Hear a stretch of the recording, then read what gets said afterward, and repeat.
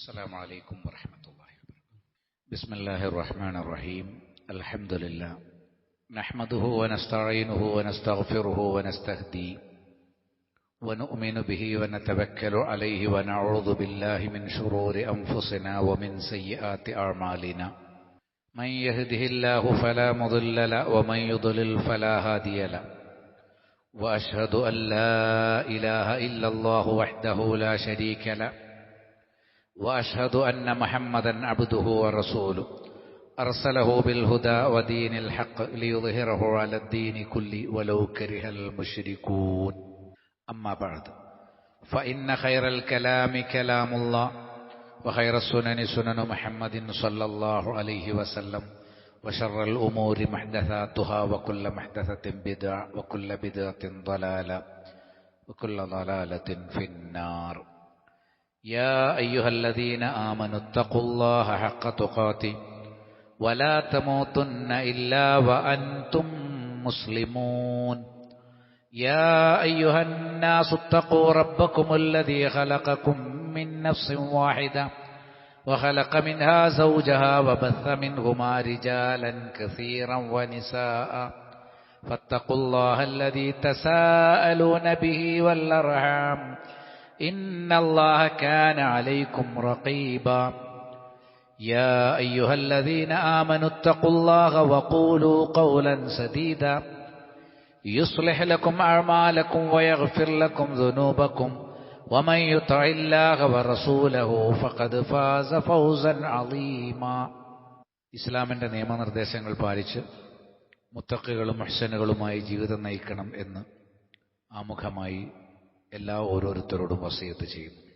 നേരത്തെ നമ്മൾ ചർച്ച ചെയ്തു പോകുന്നത് ഇസ്ലാമിൽ നിന്ന് വ്യതിചലിച്ചു പോയ കക്ഷികൾ അവർ വെച്ചു പുലർത്തുന്ന വിശ്വാസം എത്രമാത്രം അപകടകരമാണ് എന്നുള്ള ഒരു വിശേഷമാണ്.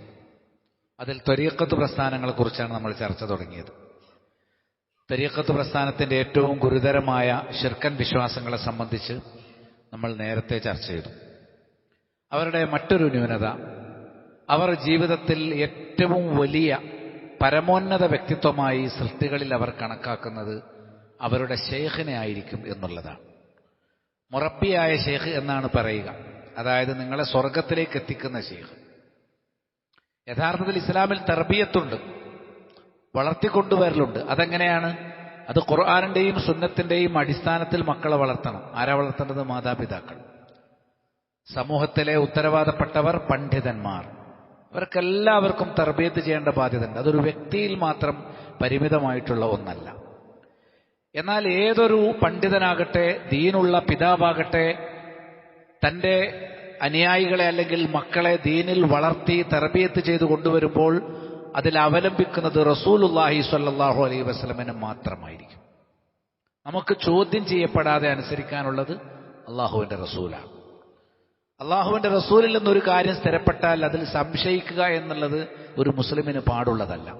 സ്വന്തം പിതാവിനേക്കാൾ നമ്മൾ അനുസരിക്കേണ്ടത് ആരെയാണ്? റസൂലിനെയാണ്. അള്ളാഹുവിൻ്റെ വഹിയാണ് റസൂൽ സംസാരിക്കുന്നത്. അതുകൊണ്ട് തന്നെ കിതാബും സുന്നത്തും എന്ന് പറഞ്ഞാൽ അത് അള്ളാഹുവിനെ അനുസരിക്കൽ തന്നെയാണ്.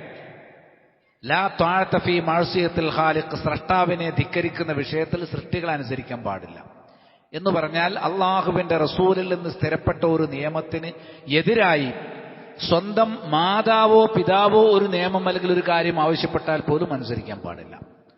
അത്രമാത്രം ആത്യന്തികമായി ഒരു സത്യവിശ്വാസിയെ അനുസരിക്കുന്നത് ആരെയായിരിക്കും? ചോദ്യം ചെയ്യാതെ അനുസരിക്കുന്നത് ആരെയായിരിക്കും? അള്ളാഹുവിന്റെ റസൂലിനെ ആയിരിക്കും. എന്നാൽ ത്വരീഖത്ത് പ്രസ്ഥാനത്തിൽ ചേരുന്ന എല്ലാവരും ചോദ്യം ചെയ്യാതെ അനുസരിക്കേണ്ടത് ശൈഖിനെയാണ് പോലും.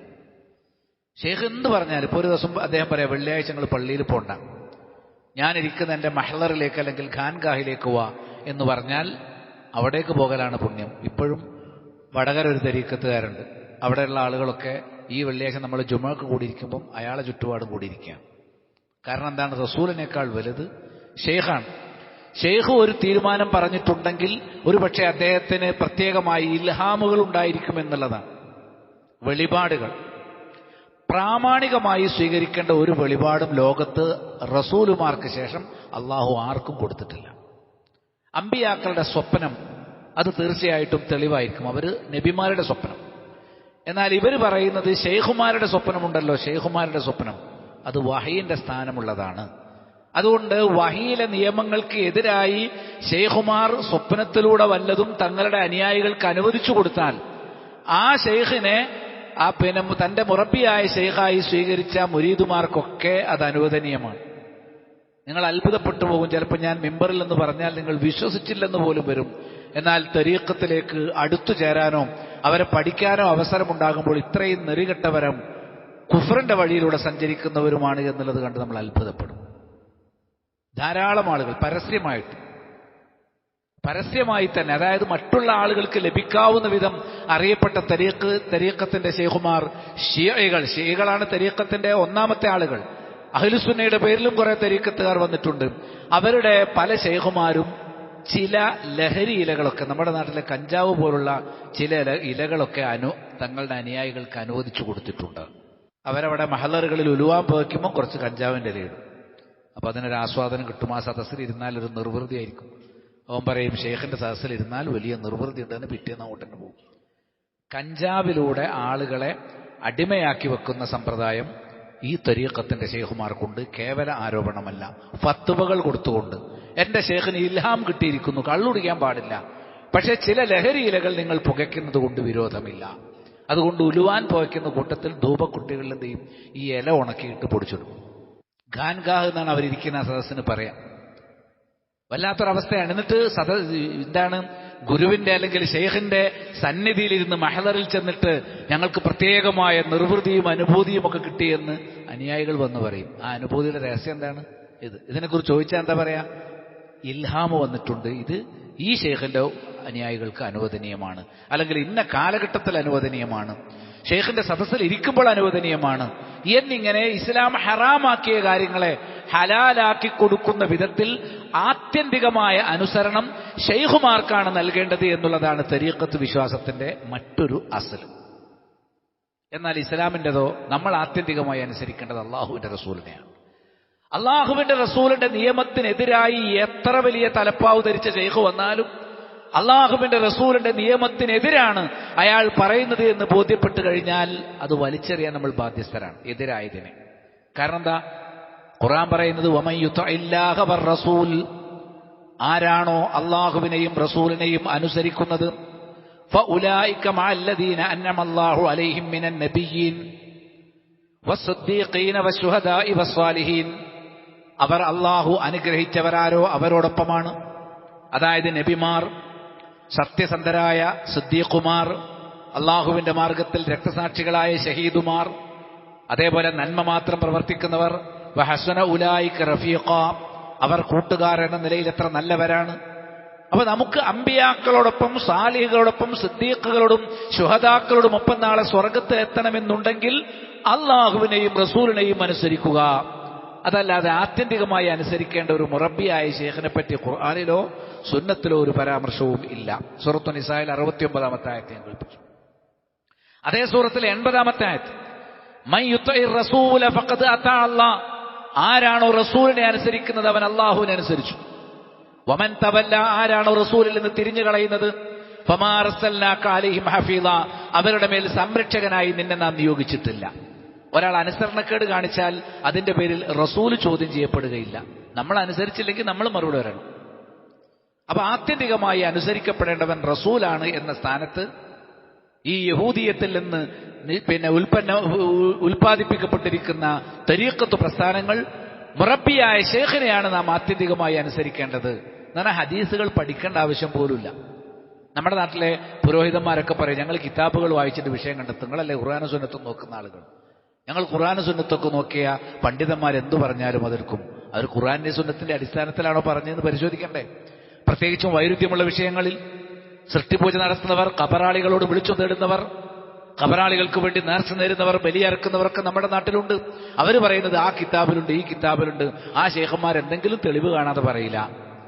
എന്നാലോ ഖുർആനും സുന്നത്തും അതിന്റെ അടിസ്ഥാനത്തിൽ വ്യക്തമായി ദീന് പഠിപ്പിക്കുന്ന ആളുകൾ തിരിച്ചാണ് പറഞ്ഞത്.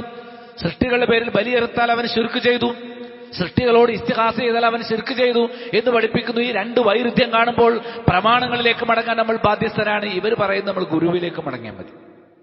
അപ്പൊ തരീഖത്ത് പ്രസ്ഥാനം ഒരു ഗുരുവിൽ, ഒരു മുറബിയായ ശൈഖിൽ കേന്ദ്രീകരിച്ചുള്ള ഇസ്ലാമിന് പരിചയമില്ലാത്ത യഹൂദികളിൽ നിലനിൽക്കുന്ന ഒരു പൗരോഹിത്യമാകുന്നു എന്നുള്ളതാണ് നമ്മളെ മനസ്സിലാക്കേണ്ട ഏറ്റവും പ്രധാനപ്പെട്ട ഒരു കാര്യം.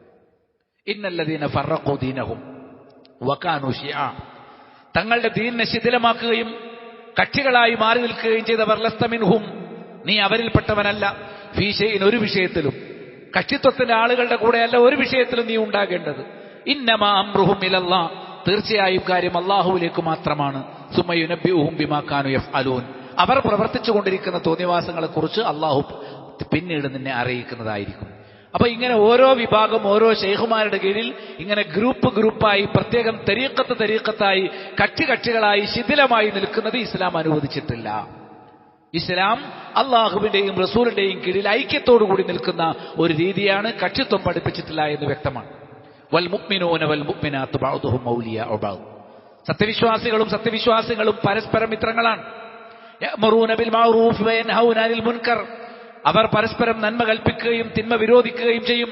വയുഖീമൂന സ്വലാ, അവർ കൃത്യമായി നിസ്കരിക്കും. വയുത്തൂന സക്കാ, അവർ സക്കാത്ത് നൽകും. വയുതീഊന അല്ലാഹ വറസൂല, അല്ലാഹുവിനെയും റസൂലിനെയും ചോദ്യം ചെയ്യാതെ അനുസരിക്കും. അതിൽ ശൈഖുമാരെ കൂട്ടി പറഞ്ഞിട്ടില്ല. ഉലൈക സയർഹമുഹുമുല്ലാഹ്, അവരോടാണ് അല്ലാഹു കാരുണ്യം ചൊരിയുക. ഇന്നല്ലാഹ അസീസുൻ ഹകീം, തീർച്ചയായും അല്ലാഹു സുബ്ഹാനഹു വ തആല ഇസ്സത്തും ഹിക്മത്തും ശക്തിയും അതേപോലെ തന്നെ യുക്തിയുമുള്ളവനാകുന്നു എന്ന് സൂറത്ത് തൗബയിലെ 108-ാമത്തെ ആയത്തിൽ കാണാം. ഇനി സൂഫികൾക്കുള്ള മറ്റൊരു വ്യതിയാനം. ഒന്ന് ഞാൻ പറഞ്ഞു, റസൂലിന്റെ സ്ഥാനത്തേക്ക് ശൈഖുമാർ കടന്നു വന്നു. റസൂല് 2-ാം നമ്പറായി. ശൈഖുമാർ എന്ത് ചെയ്താലും അതൊക്കെ റസൂല് ചെയ്തതാണെന്ന വെപ്പ്. അത് തോന്നിവാസങ്ങളാണെങ്കിലും, നേരത്തെ പറഞ്ഞ പോലെ ലഹരികൾ ഹലാലാക്കി കൊടുക്കുന്ന അവസ്ഥയാണെങ്കിലും, റസൂല് മേലപ്പ് നൽകിയിട്ടുണ്ട് എന്ന് അനുയായികളെ കബളിപ്പിച്ചുകൊണ്ടാണ് ഈ അധർമ്മങ്ങളൊക്കെ നടന്നു പോരുന്നത് എന്ന് മനസ്സിലാക്കണം. മറ്റൊരു പ്രശ്നം, ഇസ്ലാം, ഒരു മുസ്ലിം എപ്പോഴും ശ്രദ്ധിക്കുകയും പഠിക്കുകയും കൂടെ കൊണ്ടു നടക്കുകയും ചെയ്യേണ്ടത് ഇസ്ലാമിന്റെ പ്രമാണങ്ങളാണ്, അഥവാ ഖുർആനും സുന്നത്തുമാണ്. ഒരു മുസ്ലിം എന്നും ദീന് പഠിക്കുന്നവനായിരിക്കും. ഉസ്താദുമാരുടെ അരികിൽ ചെല്ലും, അവൻ പഠിക്കും, അഖീദ പഠിക്കും, ഫിഖ്ഹ് പഠിക്കും, ഇസ്ലാമിന്റെ സംസ്കാരവും ചരിത്രവും പഠിക്കും. ഇങ്ങനെ ഖുർആൻ പാരായണവും സ്വഹീഹായ ദിക്റുകൾ ഉരുവിടലും അതേപോലെ തന്നെ ദീനിന്റെ പഠനവും, ഇങ്ങനെയാണ് ഖുർആനും സുന്നത്തും അതുമായി ബന്ധപ്പെട്ട അനുബന്ധങ്ങളുമായിട്ടാണ് ഒരു സത്യവിശ്വാസി അവന്റെ ജീവിതം ചെലവഴിക്കുന്നതെങ്കിൽ, സൂഫികൾ എപ്പോഴും പാട്ടുകൾ, ഖവാലികൾ, ഇസ്ലാം ഹറാമാക്കിയ ഹാർമോണിയം, മ്യൂസിക്, സൂഫികൾ അങ്ങനെയാണ് എപ്പോഴും. നമ്മൾ സൂഫി പാട്ടുകൾ എന്ന് പറയാം. ഇസ്ലാമിനോട് മമതയില്ലാത്തവരൊക്കെ ഇസ്ലാമായിട്ട് സൂഫിസത്തെയാണ് എപ്പോഴും ഉയർത്തിക്കാണിക്കുക. ഫാഷിസ്റ്റുകളൊക്കെ എപ്പോഴും ഉയർത്തിക്കാണിക്കൽ ആരെയാണ്? സൂഫികളെയാണ്. ഇസ്ലാമിന്റെ ചിഹ്നങ്ങളായി ജാറങ്ങളെയും കുബ്ബകളെയും ഒക്കെയാണ് എല്ലാവരും ചൂണ്ടിക്കാണിക്കാറുള്ളത്. ജാറം എങ്ങനെ ഇസ്ലാമിന്റെ ചിഹ്നമാകും? അത് യഹൂദിയുടെ ചിഹ്നമാണ്. പക്ഷേ ഇന്ന് മുസ്ലിം എന്ന് പറയുമ്പോൾ അടയാളം എന്താണ്? ഒരു കുബ്ബ, ഒരു ജാറത്തിന്റെ ചിത്രം, ഇങ്ങനെയൊക്കെയാണ് വരിക. എന്നാൽ യഥാർത്ഥ മുസ്ലിം ദീനുമായി ബന്ധപ്പെട്ട് നടക്കുന്നവൻ, ഖുർആനും സുന്നത്തുമായി ബന്ധപ്പെട്ട് നടക്കുന്നവനുമാണ്. നബി സല്ലല്ലാഹു അലൈഹി വസല്ലം പറഞ്ഞു, മജ്തമഅ ഖൗമുൻ ഫീ ബൈത്തിൻ മിൻ ബുയൂത്തില്ലാ, ഒരു ജനത അള്ളാഹുവിന്റെ ഭവനങ്ങളിൽപ്പെട്ട ഒരു പള്ളിയിൽ ഒരുമിച്ച് കൂടുന്നില്ല. എങ്ങനെയാണ് അവൻ ഒരുമിച്ച് കൂടിയത്? യത്ലൂന കിതാബ് അല്ലാഹ്, അവിടെ വന്നവർ അള്ളാഹുവിന്റെ കിതാബ് പാരായണം ചെയ്യുന്നു. വയതദാറസൂനഹു, അവർ ഖുർആൻ പരസ്പരം പഠിക്കുന്നു. ബൈനഹും, അവർക്കിടയിൽ. അങ്ങനെ അവർ ചെയ്തിട്ടുണ്ടെങ്കിൽ ഇല്ലാ നസലത്ത് അലൈഹിമുസ് സക്കീന, അവരിൽ സമാധാനം വന്നിറങ്ങാതിരിക്കില്ല. ഇസ്ലാം സമാധാനം വാഗ്ദാനം ചെയ്തവർക്ക് ഖുർആൻ പഠിക്കുന്നവർക്കാണ്. വഗശിയത്തുഹുമുർ റഹ്മ, കാരുണ്യം അവരെ പൊതിയാതിരിക്കില്ല. വഹഫത്തുഹുമുൽ മലായിക, മലക്കുകൾ അവരെ ആവരണം ചെയ്യാതിരിക്കില്ല. വദക്കറഹുമുല്ലാഹു ഫീ മൻ ഇൻദ, അല്ലാഹു അവരെ കുറിച്ച് അവന്റെ അരികിലുള്ള ഉന്നത സഭയിൽ സംസാരിക്കും. അള്ളാന്റെ പള്ളിയിൽ വന്നിട്ട് ഇങ്ങനെ ഖുതുബ ശ്രവിക്കുന്ന, ദീന് പഠിക്കുന്ന, ഖുർആൻ പഠിക്കുന്ന, ദിക്റുകളിലായിരിക്കുന്ന ആളുകളെ അള്ളാഹു മലക്കുകളുടെ മുന്നിൽ വെച്ച് പ്രശംസിക്കും.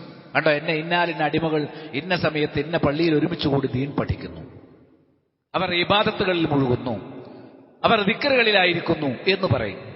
ഇങ്ങനെ ഖുർആനും സുന്നത്തും, ഖുർആനിന്റെ പഠനവും സുന്നത്തിന്റെ പഠനവും അതിന്റെ അടിസ്ഥാനത്തിലുള്ള പരസ്പരം ചർച്ചകളും പരസ്പരമുള്ള പഠനങ്ങളും ആണെങ്കിൽ സമാധാനമിറങ്ങും.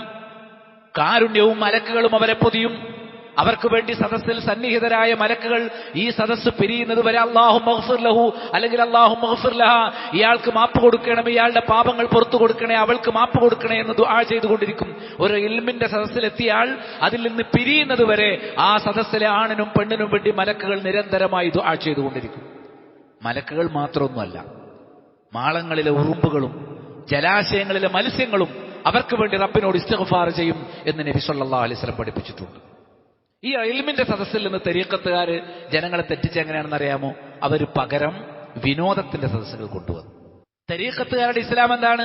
ഞാൻ നേരത്തെ പറഞ്ഞ പോലെ ആളുകൾ ഇങ്ങനെ കൂടിയിരിക്കും, ഒരു ശൈഖ് ഒരു മുസ്ലിയാർ ഹാർമോണിയായിട്ടിരിക്കും, എന്നിട്ട് സൂഫി ഗാനങ്ങൾ എന്ന് പറഞ്ഞിട്ട് കുറെ ഞാനും റബ്ബും ഒന്ന് തന്നെ, എന്റെ ലക്ഷ്യം സ്വർഗമല്ല, എന്റെ ലക്ഷ്യം നരകത്തിൽ നിന്ന് രക്ഷപ്പെടലല്ല, എന്റെ ലക്ഷ്യം അള്ളാഹുവിൽ വിലയം പ്രാപിക്കലാണ് എന്നിങ്ങനെയുള്ള തനിച്ച കുഫറിന്റെ വഹദത്തുൽ വുജൂദിന്റെ ആശയങ്ങൾ ഉൾക്കൊള്ളുന്ന പാട്ടുകൾ ഇങ്ങനെ പാടും. മലയാളത്തിലുണ്ട് ഇഷ്ടം പോലെ സൂഫി ഗാനങ്ങൾ. റബ്ബും സൃഷ്ടിയും ഒക്കെ ഒന്ന് തന്നെ എന്ന് പറയുന്ന തനിച്ച കുഫറൻ വിശ്വാസങ്ങൾ പാട്ടുകളായി ഇങ്ങനെ പറഞ്ഞുകൊണ്ടിരിക്കും. അത് ചിലപ്പോൾ റബ്ബിന്റെ നാമങ്ങൾ നിഷേധിക്കും, പരലോകത്തെയും സ്വർഗത്തെയും നിസാരമായി ഗണിക്കും. അങ്ങനെ ഫൽസഫ എന്ന് പറഞ്ഞാൽ തത്വശാസ്ത്രങ്ങൾ, സ്വന്തം ബുദ്ധിയിൽ ജനിക്കുന്ന ആത്മീയതയാണ് അവർക്കുള്ളത്. അതിന് അറബിയിൽ അഖലിയത്ത് എന്നാണ് പറയാ. രണ്ട് തരമുണ്ട് ഇസ്ലാമിൽ. നമുക്ക് ആശയങ്ങൾ ലഭിക്കുന്നത് രണ്ട് വഴിയിലാണ്. ഒന്ന് നഖൽ, രണ്ട് അഖൽ.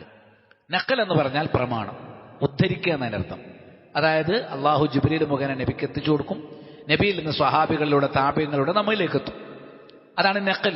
നഖൽ ചെയ്ത് കിട്ടുന്നത് മൻഖൂൽ എന്ന് പറയും. നഖൽ ചെയ്യപ്പെട്ടത്, പ്രാമാണികം എന്നർത്ഥം. ഇതാണ് യഥാർത്ഥ ദീൻ.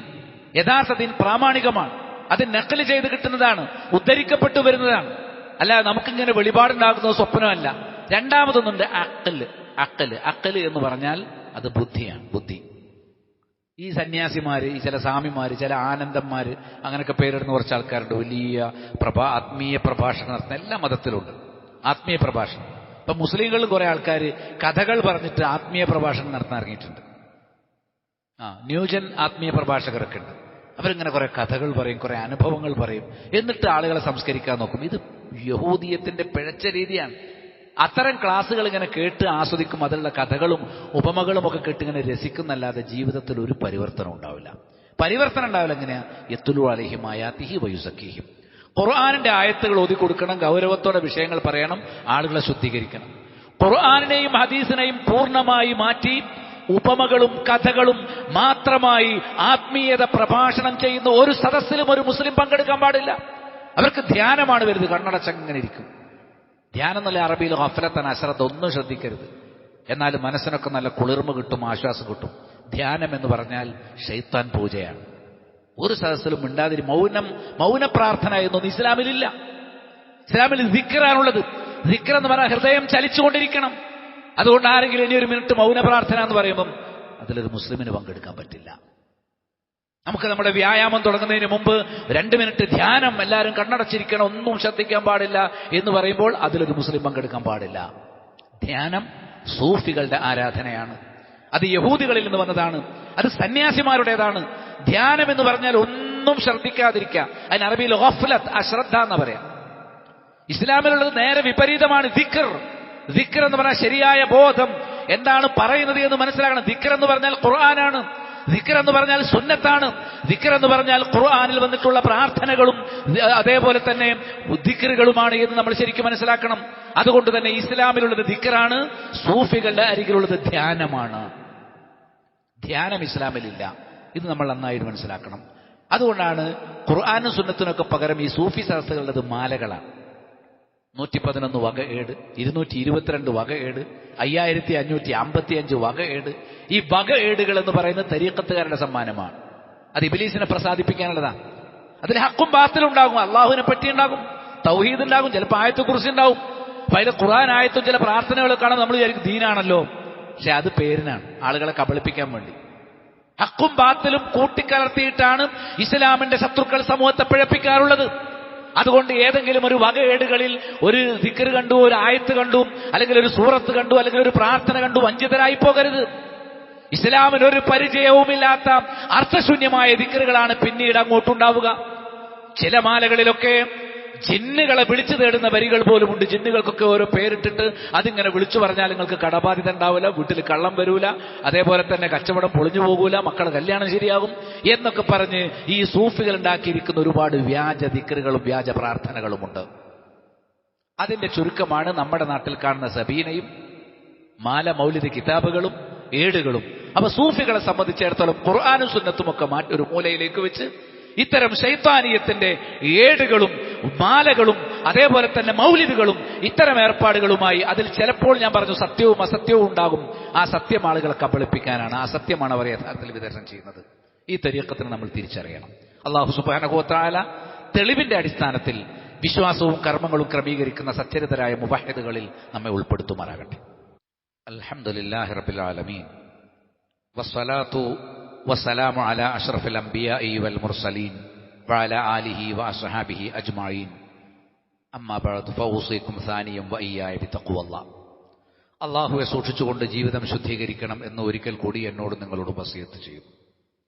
സൂഫികളുടെ ഗാനങ്ങളും രാഗങ്ങളും അതേപോലെ തന്നെ തബലയും ഹാർമോണിയവും ഇതൊക്കെ ഹറാമാണ്. അതിലൂടെ അള്ളാഹുവിലേക്ക് അടുക്കാമെന്നാണ് അവർ. അള്ളാഹുവിനെ പറ്റിയുള്ള പാട്ടാണെന്ന് പറയും.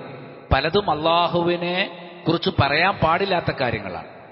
നമ്മുടെ ഈ മത്സരങ്ങൾ, കലാമത്സരങ്ങളൊക്കെ സ്കൂളുകളിലും മറ്റൊക്കെ നടക്കുമ്പം വ്യാപകമായി കേൾക്കുന്ന ചില സൂഫി ഗാനങ്ങളുണ്ട്. ശ്രദ്ധിച്ചു നോക്കിയാൽ അടിസ്ഥാന ദീനിന്റെ അറിവുള്ള കുട്ടികൾക്ക് പോലും മനസ്സിലായി ഇത് കുഫറാണ്. കാതില്ലാതെ ഇന്നെല്ലാം കേൾക്കുന്നവനാണവൻ, കണ്ണില്ലാതെ ഇന്നെല്ലാം കാണുന്നവനാണവൻ, റബ്ബ് റഹ്മാൻ എന്നൊക്കെ പറഞ്ഞ് സൂഫികൾ അങ്ങനെ പാട്ട് പാടുന്നത് കേൾക്കാം. നമ്മുടെ മാർക്കറ്റിലൊക്കെ ചിലപ്പോൾ കേൾക്കും. അള്ളാഹുവിനെ പറ്റി ഇങ്ങനെ കാതില്ലാതെ കാണുക എന്ന് പറയാൻ പാടുന്നു, കേൾക്കുക എന്ന് പറയാൻ പാടുന്നു. കണ്ണില്ലാതെ കാണുന്നു, അള്ളാഹുവിന് കണ്ണുണ്ടെന്ന് സ്ഥിരപ്പെട്ട കാര്യമാണ്. ആ സൃഷ്ടികളുടെ ഇതിന് തുല്യമല്ല എന്ന് മാത്രം. അള്ളാഹുവിന്റെ കണ്ണ് അള്ളാഹുവിന്റെ അസ്തിത്വത്തിന് യോജിക്കുന്ന വിധത്തിലാണ്. അതുകൊണ്ട് അള്ളാഹു കണ്ണില്ലാതെ കാണുന്നു എന്ന് അള്ളാഹുവിനെ കുറിച്ച് പറയാൻ പാടില്ല. അള്ളാഹുവിന് കണ്ണുണ്ടെന്നും അള്ളാഹു കാഴ്ചയുള്ളവനാണെന്നും അവന്റെ കാഴ്ച തുല്യതയില്ലാത്തതാണ് എന്നും ഖുർആൻ വ്യക്തമാക്കിയിട്ടുള്ള കാര്യമാണ്. ലൈസ കമിസ്ലിഹി ശൈഉൻ വഹുവ സമീഉൽ ബസീർ.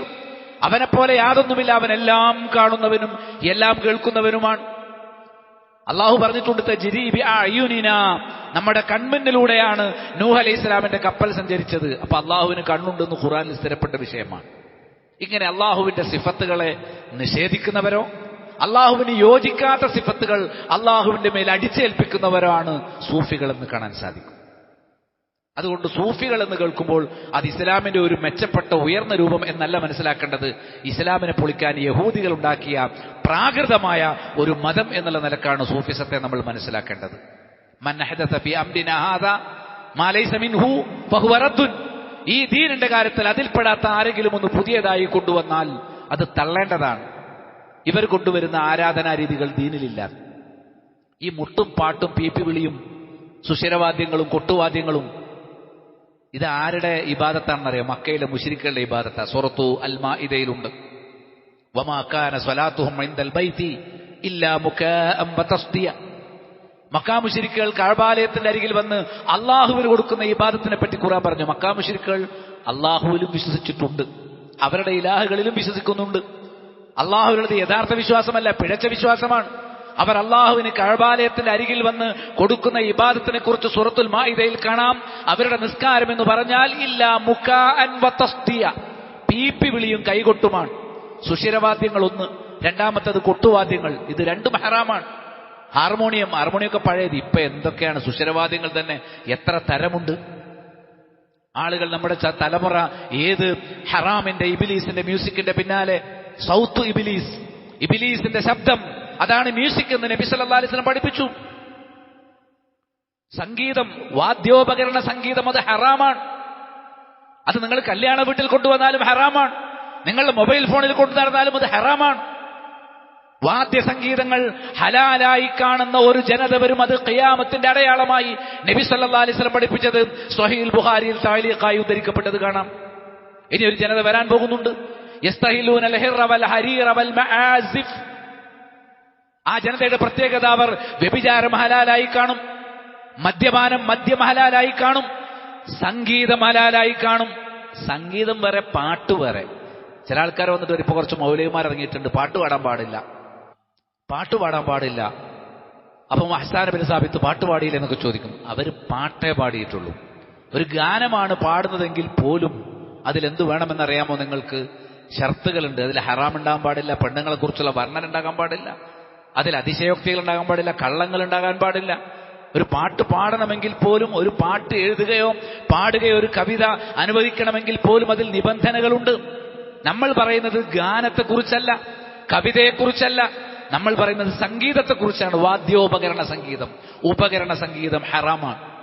ഇസ്ലാമിന്റെ പേരിൽ മുസ്ലിങ്ങൾക്ക് പറ്റിയ ഒരു ഏർപ്പാടാണ് ഈ ഉപകരണ സംഗീതം എന്ന് വരുത്തി തീർത്തത് ആദ്യമായിട്ട് സൂഫികളാണ്. തരീഖത്തുകാരിൽ നിന്നാണ് ഇന്ന് മുസ്ലിങ്ങളുടെ സദസ്സുകളിലൊക്കെ, അത് രാഷ്ട്രീയ പാർട്ടി ആയാലും കൊള്ളാം, അല്ലാത്തവരായാലും കൊള്ളാം, തങ്ങളുടെ പരിപാടികളിൽ, സംഗമങ്ങളിൽ, സമ്മേളനങ്ങളിൽ മ്യൂസിക്കുള്ള പാട്ടുകൾ കൊണ്ടുവരുന്ന തനിച്ച ഹറാമാണ്. മ്യൂസിക്കുള്ള ഒരു സദസ്സിൽ സത്യവിശ്വാസിക്ക് ഇരിക്കാൻ പാടില്ല. മദ്യപാനത്തിന് തുല്യമായ പ്രവർത്തനമാണ്. അപ്പൊ പറയും ഇസ്ലാം എന്ന് പറഞ്ഞാൽ എത്ര സൗന്ദര്യമുള്ള മതമാണ്.